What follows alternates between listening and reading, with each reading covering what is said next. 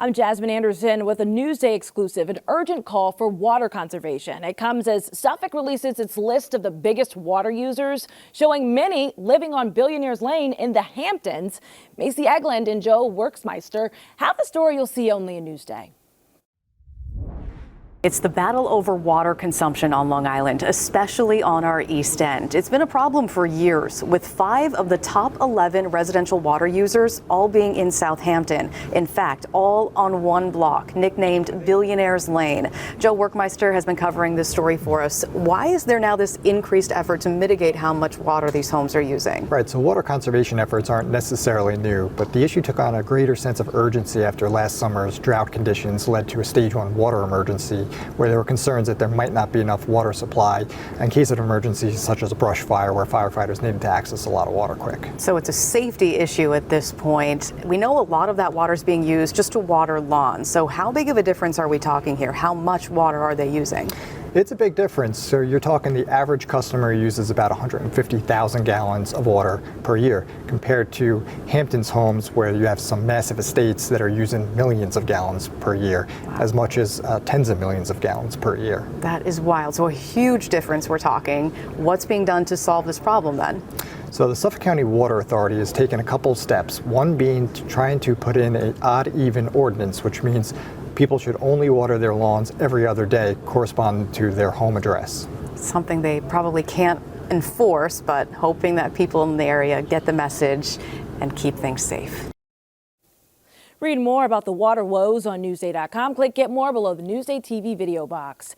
New developments in the Gilgo killings investigation. Prosecutors are looking to get a cheek swab from Rex Heuermann. It's a story you'll see only in Newsday. Court papers show the swab will be used for more DNA testing. It will also be compared to the DNA that came off a pizza crust obtained by police in an attempt to bolster their case against the Massapequa Park man. Read the latest developments in the Gilgo investigation on Newsday.com. Click Get More below the Newsday TV video box. It's court today for the man accused in the hit and run that hurt a 14-year-old boy on a bike in North Belmore. Edward Drexel of Belmore is being arraigned today. Police say he's the guy that was driving this white van on Tuesday. It hit a boy at the intersection of Sawmill Road and Jerusalem Avenue. The teen was treated at the hospital. Swimmers are back in the water at Robert Moses Beach today after a shark scare. Get a look at this. Steve Langford explains why people were forced from the surf yesterday. An idyllic summer morning at Robert Moses State Park when suddenly a 6-foot sand tiger shark washed up on the beach. That happened at about 8 o'clock and it was in the surf and we removed it at about 10 o'clock. State officials confirm that large schools of bait fish were spotted off the beaches around here. A short time later at Field 4, our lifeguards spotted a shark that was in the water. Swimmers were ordered out of the water at Fields 4 and 5. We prohibited swimming at those 2 beaches, Fields 4 and 5, for about 3 hours. A crowd gathered to watch the sand tiger shark get taken away. The water temperatures are warmer. We really see the sharks when the bait and bunker fish, schools of them, are closer to shore. A sand tiger shark is considered placid and slow-moving and has never been involved in any recorded human fatalities. But even a dead shark may prompt beachgoers to wonder what lurks out there. Steve Langford for Newsday TV. There have been 5 suspected shark attacks on the island this summer. Read more about them on Newsday.com. Click Get More below the Newsday TV video box. Former President Trump is bracing for a high-stakes court hearing in Washington, D.C. this afternoon. These are the new security measures taken overnight outside the federal courthouse. You can see police putting up barriers. Donald Trump is facing 4 felony charges. Prosecutors say Trump worked to overturn the results of the 2020 election in the run-up to January 6th Capitol riot. Former Vice President Mike Pence weighed in. Sadly, the president was surrounded by a group of crackpot lawyers that kept telling him what his itching ears wanted to hear. And while I made my case to him of what I understood my oath of the Constitution. Trump, the frontrunner for the Republican presidential nomination, says the case is politically motivated. Sports now. Football is back. The Jets kick off the NFL preseason tonight. Gang Green will take on the Browns in the Hall of Fame game in Canton. Both teams are expected to rest a good number of starters, so it's not clear how much we'll see of Aaron Rodgers. Kickoff is at 8 this evening.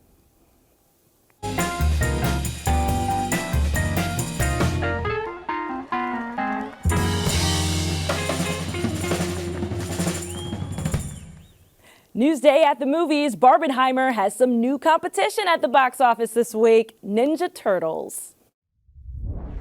Look, we're really sorry, Splinter. Some of the guys wanted to get pizza, and I tried to talk them out of it. You ratted us out. Hey, don't use that word that way. I mean, it's 2023. Sorry, Dad. Teenage Mutant Ninja Turtles Mutant Mayhem is now playing in Long Island theaters. Newsday film critic Rafer Guzman says the movie is, quote, weirdly compelling. Check out his review before you see it. The movie's review before you see it is on Newsday.com. Click Get More below the Newsday TV video box.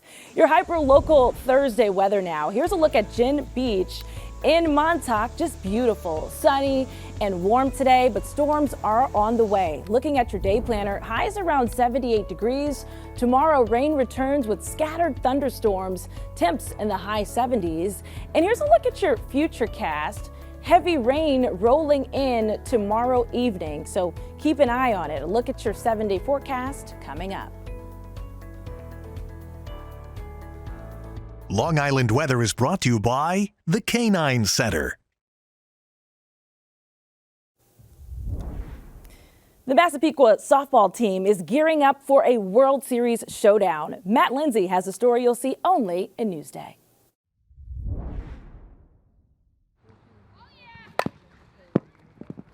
Massapequa International is heading to Greenville, North Carolina to represent the Mid-Atlantic region in the Little League Softball World Series. After our first runners got on, after I had that hit, getting those first few runs, we knew there was no going back, and we just kept going from there. Massapequa beat North Pocono 7-0 to punch its ticket to the World Series last Friday on ESPN. The first game was definitely the hardest because I was thinking about it a lot, and then after it just felt like any other game. So I kind of forgot after the game went through that we were even on TV. Pitching is the priority for Massapequa, which had 3 shutouts in its 4 regional tournament games. When the defense is at its best, Massapequa is hard to beat. Once we have that pitching, we know our defense is set, and we have a good field too, and so we just need to start hitting the ball, and we can keep hitting the ball, and we know we can do it. These girls just started playing together in early June, but they act like they've been together for years. We've become so close, it feels like they're family to me now, so I'm very excited to keep playing with them. Massapequa will play at 7 p.m. on Monday against the winner of Connecticut and Italy on ESPN. Well, since we got to sit there for 5 days without a game, I want to win now. A lot of people go there just saying, let's enjoy the experience. Nah, we want to win. I'm Matt Lindsay for Newsday TV. Good luck. Read more on the Massapequa team on Newsday.com. Click Get More below the Newsday TV video box.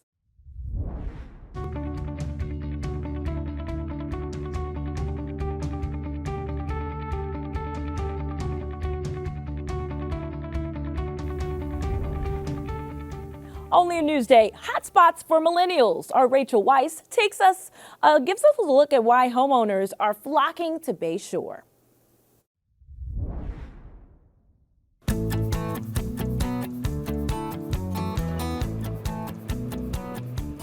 Welcome to Bay Shore, one of Long Island's up-and-coming hotspots for millennial homebuyers. Many local real estate agents agree the South Shore of Suffolk County is gaining popularity with millennials, particularly young families.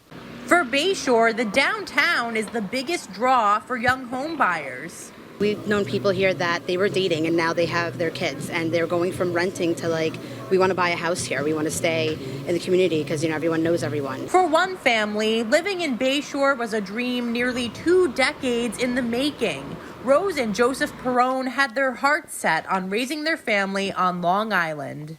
Over the course of 18 years, there was a lot of challenges, and it was getting outbid, not being on the same page with what we wanted or expectation, and get real disappointed. But the family has happily settled into their new home, which they bought for $540,000. It's where their 5-year-old son will grow up, along with baby number 2 arriving soon. We prayed for a long time about where we would live, because at certain points we were even thinking about moving out of state. And about a year later now we're purchasing this house. So it's kind of all of the pieces are coming together. In Bayshore, Rachel Weiss for NewsdayTV.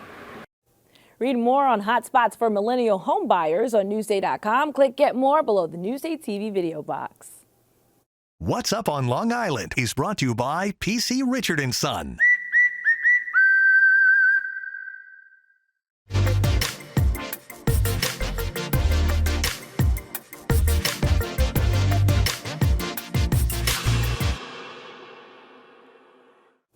Here's what's up on Long Island. So rock me, mama, like a wagon wheel. Rock me, mama, any way you feel. See Darius Rucker at the Catholic Health Amphitheater at Bald Hill. The country star will hit the stage at 7:30 on Saturday night. And I don't want the world to see me, 'cause I don't think that they'd understand. This one's for you 90s lovers out there. The Goo Goo Dolls are performing at Jones Beach on Saturday nights. Or check out the comedy written by and starring Massapequa native Stephen Gutenberg. Tales from the Gutenberg Bible debuts this weekend at the Bay Street Theater in Sag Harbor. Performances go through September 3rd. For admission info and more events, click Get More below the Newsday TV video box on our homepage. Watch Newsday TV on the big screen. Use the remote to activate Siri, Alexa, Roku, or the Google Assistant on your streaming device. Say Install Newsday. Newsday TV, covering Long Island like no one else can. I'm Jasmine Anderson. Thanks for watching. We'll leave you with a look at your hyperlocal 7-day forecast.